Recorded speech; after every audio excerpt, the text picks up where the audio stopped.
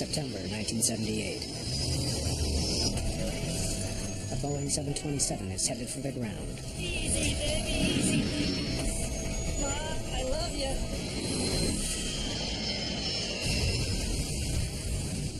San Diego becomes the site of the worst aviation disaster in U.S. history.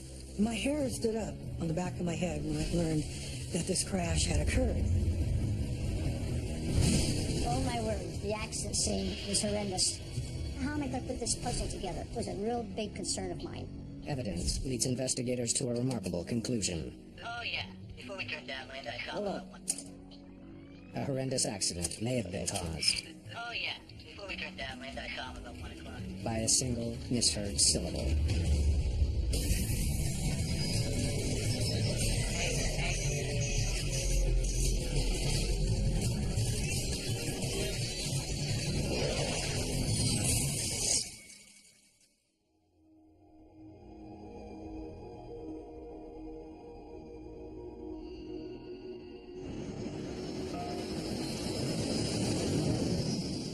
Pacific Southwest Airlines Flight 182 is on an early morning run down the coast of California,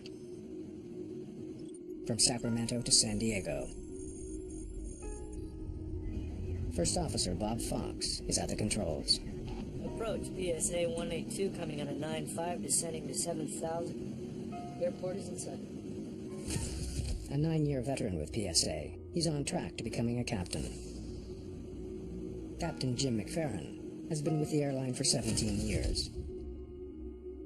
Known as a born pilot, he is highly regarded by his colleagues. This is the second flight of the day for both men. PSA 182. Cleared visual approach, runway 27. Thank you, clear visual approach 27. Among the 128 passengers, there are 30 Pacific Southwest employees. Many are heading back to the company's home base in San Diego. PSA was an excellent airline. They had a super maintenance record, super safety record. They were recognized in the industry as, wow, these guys are good. Pilots are cautious when arriving at San Diego. Lindbergh Airfield is the busiest single runway airport in North America. San Diego Lindbergh Airport is a challenging place to fly into because of its proximity to downtown and also some of the obstructions around it. There's a very drastic terrain drop. Pilots do it all the time, and some of them don't like to talk about it, but it's a little scary. There was always concern that, wow, someday, there could be a major crash.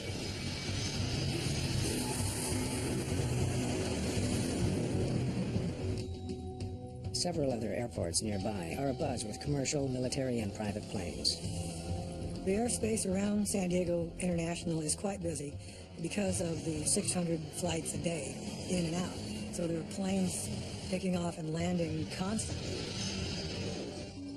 Flight 182 will have to thread its way through all this traffic while passing over the city, preparing to land on runway 27. Martin Wayne is at the engineer's console. As they approach the airport, he contacts the company's head office. We're out of Los Angeles. San Diego at 0905. PSA 182. Roger. A little late, but thank you. I just called my off report. The guy started laughing. Make it up by reporting our next takeoff now. Very nice. Even though they were fun and laid back, they were still highly professional. The crews were just personable. You felt like they wanted you to be on their airplanes. It was great. Catch Our Smile was their motto. It was an experience. It was fun.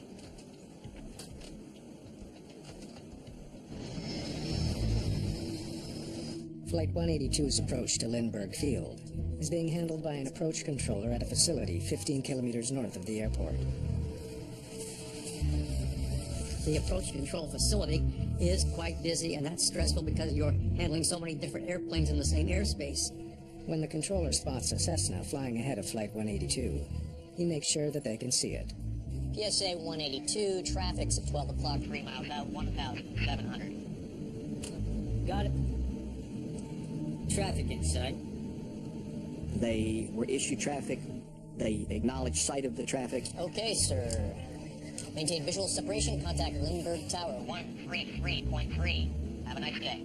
Okay. Visual separation means that the pilot has another aircraft in sight and acknowledges it. Got it. Once the visual approach is accepted by the pilot, he's then responsible for maintaining separation from that traffic. Somewhat like two boats passing, it's the responsibility of the overtaking boat to maintain separation visually. As it approaches the airport, Flight 182 banks left so that it's flying parallel to the runway, ready to turn and land when given permission. I would characterize this as wonderfully routine. There wasn't anything out of the ordinary with this flight. With the plane now less than 8 kilometers from the runway, a controller in the airport's tower takes over to guide the flight in for landing. Lindbergh, PSA 182, downwind. 182, roger. Within the airport traffic area, which is that 5-mile radius, the airplanes coming into the airport to land and take off are controlled by that controller. The tower controller is juggling several planes in addition to the PSA 727. PSA 182, traffic 12 o'clock, 1 mile, assessment. Because there's only one runway at Lindbergh, it requires some air traffic control spacing because of the difference in the speeds of the aircraft. PSA 182, clear to land. 182, clear to land. The jets have quite a significantly faster approach speed than the Cessna, so you have to give them more spacing. It's now 9 a.m. Many passengers on Flight 182 are planning to put in a full day's work in San Diego.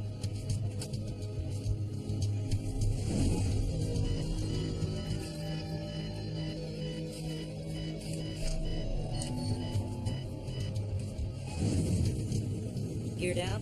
Minutes from landing, pilot Bob Fox spots a distant plane. There's one underneath. I was looking at that inbound over there. Easy, baby, easy, baby. A professional photographer happens to spot Flight 182 in flames. Hey, what do we got here? It's, we're hit, man, we're hit. Stop. We're going down. This is PSA. Okay. We'll call the equipment for you.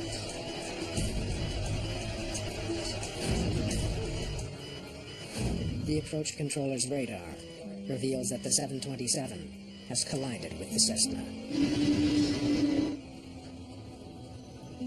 It's a aluminum shower. They have two aircraft under your control collide. Is the worst nightmare, I think, for any controller. I don't think anything else could be that bad. Listen, me. Break it down. Mom, I love you.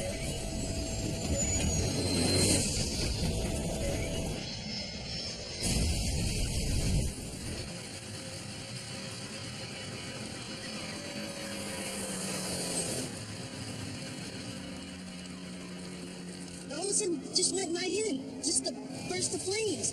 It was just incredible.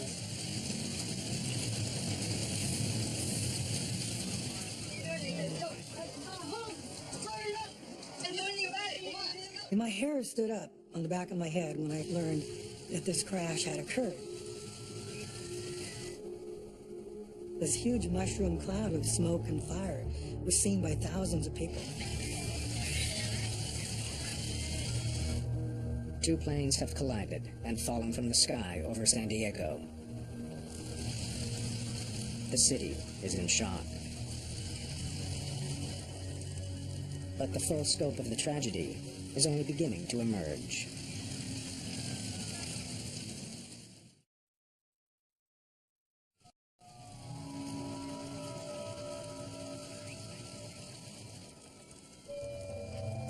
Hundreds of people watched in horror as the two planes collided and crashed into a quiet San Diego residential neighborhood. This is the biggest disaster that's ever happened in San Diego County. One witness reported seeing falling bodies hit a car. Two bodies were bounced out of the PSA. One hit through the windshield, killed the mother. The other one hit on the side and killed her 4-month-old baby. Police officers covered up the bodies, and that's about all they could do. It's feared that everyone on board the two planes is dead. The PSA plane landed at Dwight and Nile Streets. The Cessna landed about 6 blocks away in front of a house near 32nd and Polk.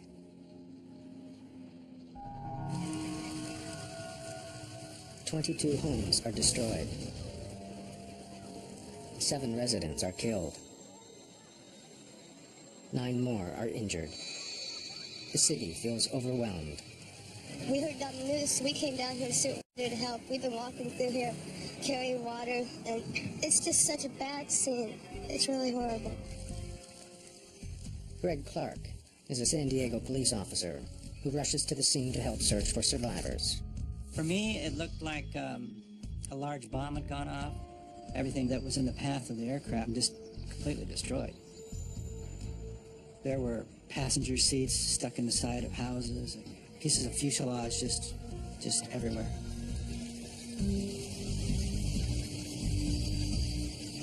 I found nobody that was in one piece. 2 hours after the crash, NTSB investigator Wally Funk arrives from Los Angeles. Since I was the lead investigator for that particular day, I got the call from the FAA duty officer, and he informed me that there had been a mid-air collision in San Diego. Oh my word, the accident scene was horrendous.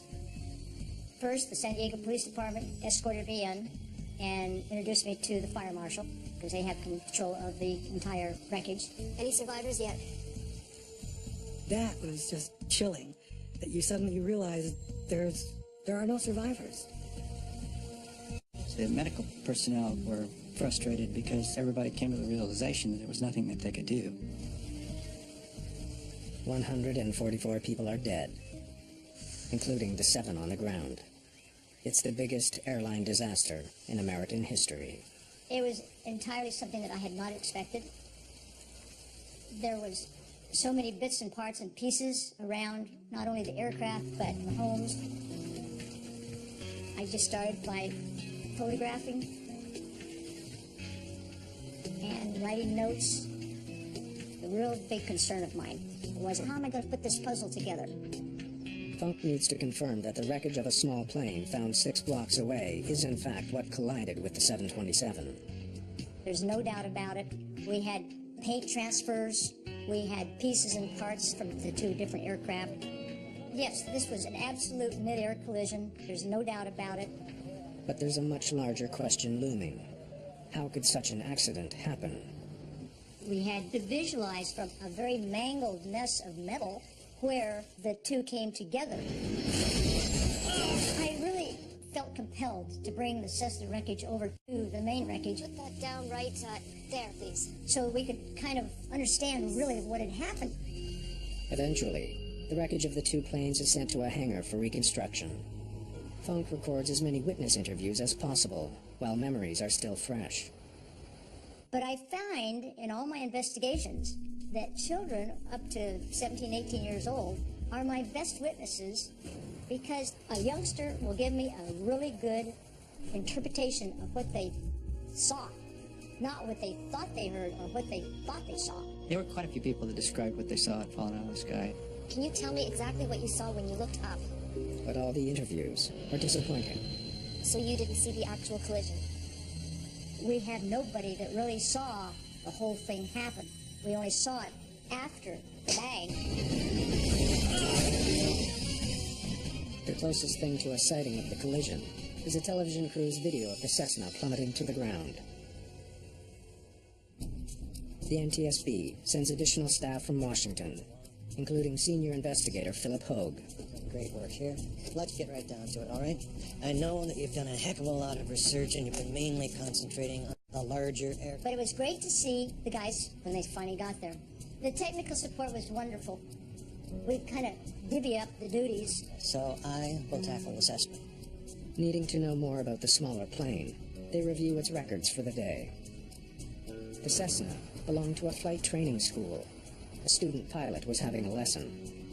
We had a flight instructor sitting on the right side, and we had a student pilot learning to get his instrument rating. Investigators learned that the student pilot approached runway 9 twice, practicing landing using only his instruments. Instrument pilots need more of the practice of approaching the runways as opposed to the landings. Local media jumped to a conclusion. There were a lot of people who thought that the crash had to be the fault of that Cessna because it had a student pilot. There can be a built-in bias in traveling public's mind and the media's mind that airliners should have priority in and out of airports. And this is not the way that it works. It's a first-come, first-served system. However, with a jetliner on an assigned glide path coming into your airport, people want to know how come that little airplane was up there in the way.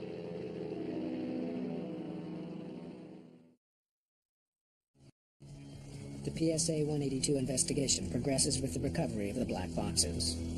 One was up front, which was the voice recorder, and one was in the aft stairwell, which was the incident recorder. They were flown back to Washington, D.C., figuring out what was said in the cockpit and what the instruments said. Takes a lot of time.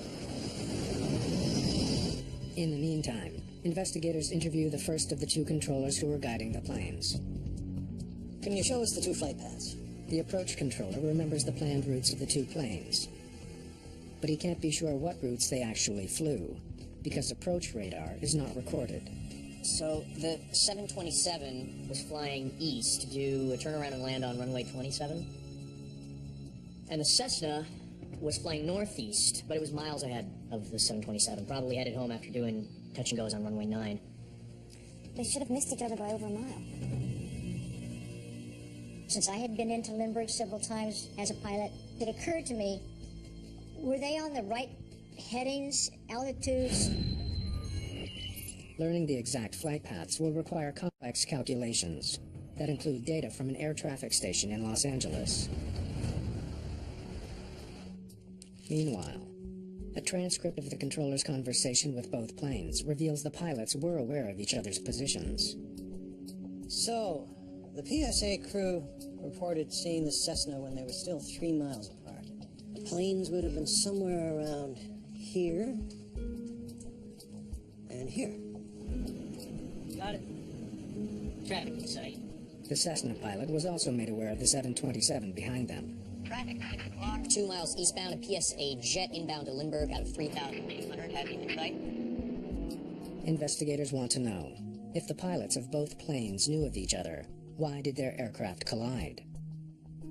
New radar equipment installed just 1 month earlier was designed to prevent exactly this type of incident. The collision alert system was instituted to prevent collisions, to alert controllers the fact that there was an imminent collision between two aircraft. Didn't you get any warning? We did. We ignored it. Well, when the alert sounded, I mentioned it to my supervisor.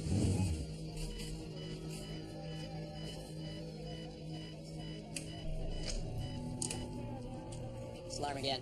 I talked to both planes. PSA 182's confirmed a visual sighting of the Cessna. We're not expected to contact the pilots if they're flying by visual rules. Not to mention we get about 13 alarms a day, so. He went to his advisor and told him what he had, but since they'd had so many false ones, they really just kind of disregarded it. The controllers decide not to act on the alert, but they still contact the Cessna and repeat an earlier message. Traffic in your vicinity. PSA jet has you in sight. He's descending for Lindbergh. You could almost call it a courtesy call by the approach controller to the Cessna.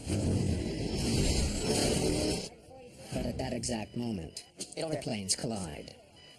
I feel they should have watched these two aircraft a little closer. I think they were rather cavalier about it. Investigators interview the Lindbergh Tower controller, trying to understand why he also failed to warn both planes about their impending collision. They discover that to monitor traffic, he relied on a less sophisticated form of radar. The tower controller did not have the collision alert system at the time. When the controller saw the planes within 1.5 kilometers of each other, he made contact, warning the 727. PSA 182. Traffic, 12 o'clock, 1 mile. I think he's passing off to our right. Yeah. If the pilot says he's passing off to our right, this implies that he's still maintaining visual separation. It's his responsibility, and you would not worry about it. After talking to both controllers, investigators still have no answer to the key question in the mid-air collision. Who crashed into whom. Now, let's have the next acetate, please, and see where that takes us. When they finally calculate the two planes' actual radar tracks, the answer becomes clear.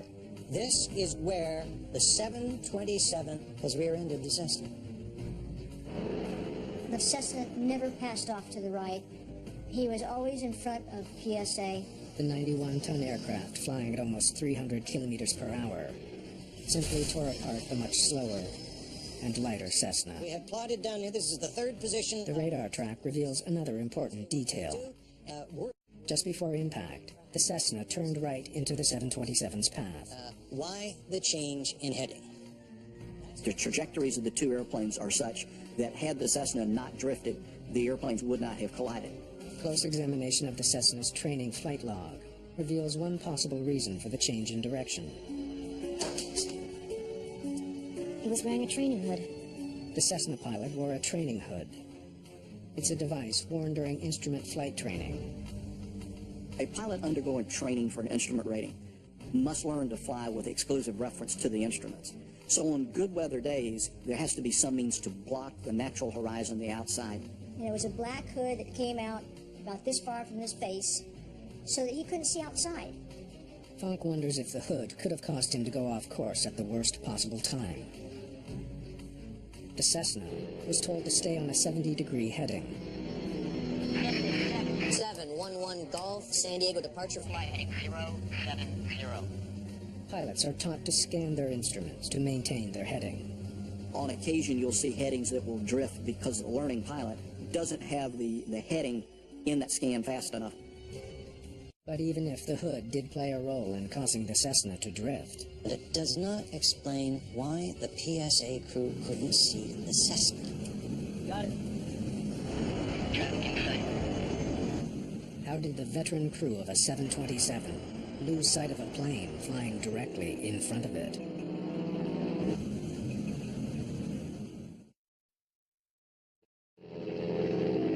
Investigators now realize they may never find out why the pilot of a Cessna changed its heading, putting it on the same flight path as the 727. Why the Cessna pilot did not stay on his assigned heading, I can't answer that question. But it's important to know that that drift of that heading wasn't so severe that the air traffic controller called him and said, "What's your heading?" So clearly they did turn according to the radar, but the significance of it is a bit more questionable. What's not in question is that it was the responsibility of the 727's crew to avoid the Cessna. The PSA crew, when they acknowledged they had the Cessna in sight, at that moment became responsible for keeping the airplane separate. In Washington, investigators review the PSA crew's last moments on the recovered cockpit voice recording. All right, hit it. Are we clear of that Cessna? Supposed to be, I guess. I hope. Oh, yeah. Hold on. Go back. Philip Hogue focuses in on the conversation recorded 35 seconds before the collision. Are we clear of that Cessna? Supposed to be, I guess. I hope. Oh, yeah. Before we turned downwind, I saw him about 1 o'clock. Probably behind us now.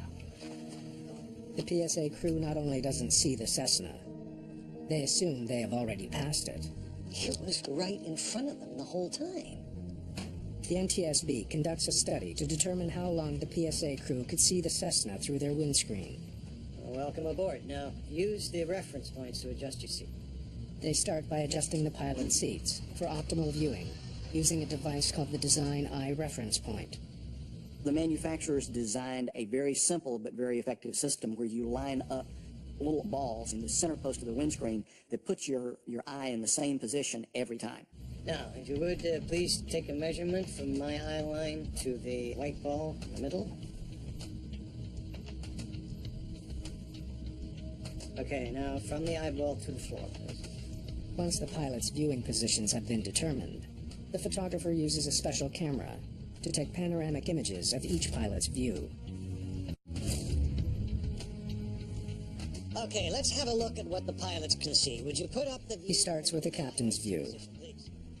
Radar tracks provide the Cessna's heading. pitch, and bank angle. They plot this data on top of the photographs in 10-second intervals. Let's see what the co-pilot can see, please. What they find is surprising. A longer than expected time period in which the PSA crew could see the Cessna. 170 seconds of clear view. The pilots could have seen the Cessna in plain view. How can you miss a plane that is staring you in the face? Yeah, it's something falling. She didn't say what, but okay. All right, I'll take that, Sue Pritchard. Investigators wonder if witness reports can shed some light on the mystery. They discover that there may have been something in the air that misled the pilots. We had collected 220 witness reports. 16 of those witness reports revealed that they thought they saw other aircraft in the area.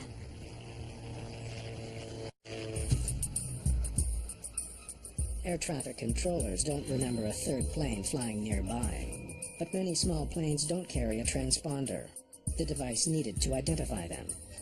Had they not had a transponder, the third airplane may not have been visible to the radar in the San Diego approach facility.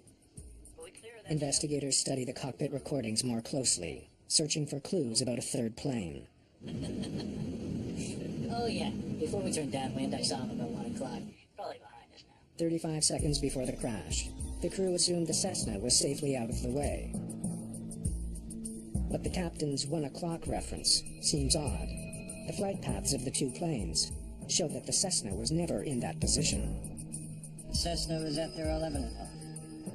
So, what plane were they looking at? The fact that it was at 1 o'clock instead of 11 o'clock indicates that there's a possibility that he saw another aircraft. It may have been quite some distance away, but he saw another aircraft.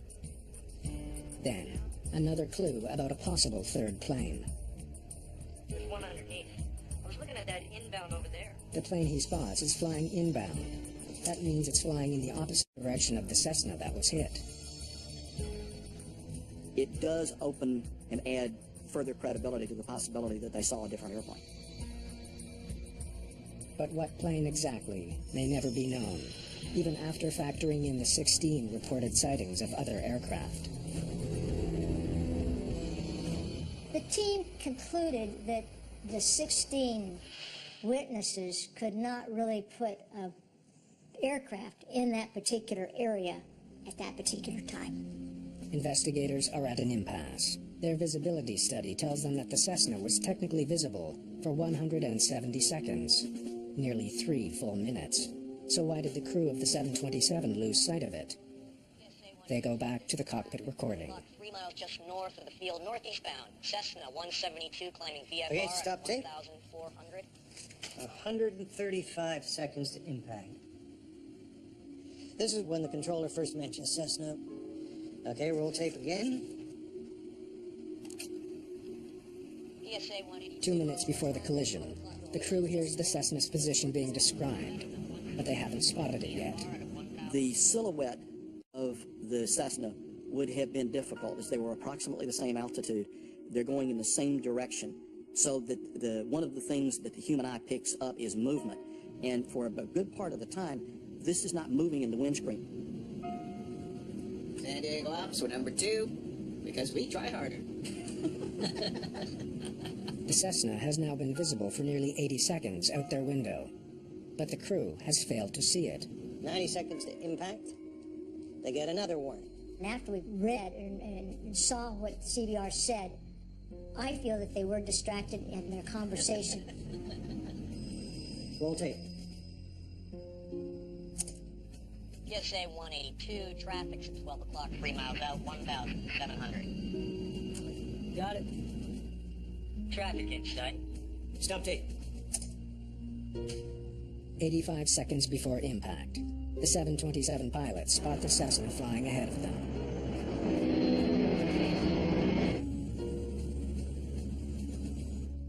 The crew is then instructed to use visual flight rules and contact the Lindbergh Tower. Okay, sir. Maintain visual separation. Contact Lindbergh Tower. 133.3. Have a nice day. Okay. they saw it 1 second, and then they didn't see it another second. Or was the conversation such that they looked away and missed it? The crew must now keep the Cessna in view while performing other tasks. The captain contacts the tower controller and prepares for landing. Lindbergh, PSA 182, downlinks. The wings need to be configured with the proper slats and flap settings. The landing gear must be lowered. Systems have to be adjusted. All of these things are going on. So it's a busy place for 3 people in a 727. At this critical moment, no one is keeping an eye on the Cessna. PSA 182, traffic 12 o'clock, 1 mile. Is that the one we're looking at? Yeah, but I don't see him now. The Cessna should be right here in front of them. The Cessna was visible just at about the windshield level of PSA. And it's really incredible that somehow they lost sight of it.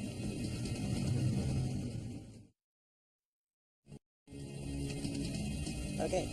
Can you show me how you normally adjust your seat, please? When investigators learn more about how PSA pilots adjust their seats, they begin to understand how the crew of Flight 182 may have lost sight of the Cessna.